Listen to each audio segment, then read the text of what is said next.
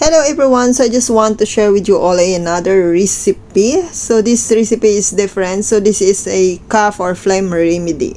So they called it lemon, ginger, cinnamon, and onion water.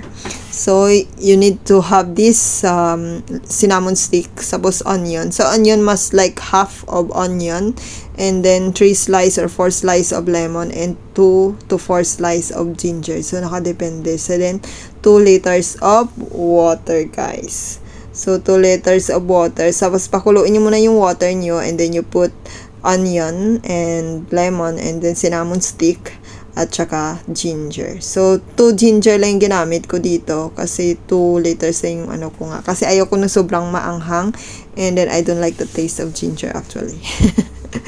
So 3 pieces of lemon din kasi yung lemon ko medyo malaki siya at malaki yung paghiwa ko, kaya 3 pieces, and then you boil it for 2 hours, guys. This is for cough and phlegm remedy, guys. It's good for coughing with the phlegm. So ito yung parang gamot sa ano. Then drink like water, guys. So thank you for watching, guys. Please don't forget to like, comment, and share if nagustuhan niyo itong video. God bless you and take care always. Please respect each other and be kind always.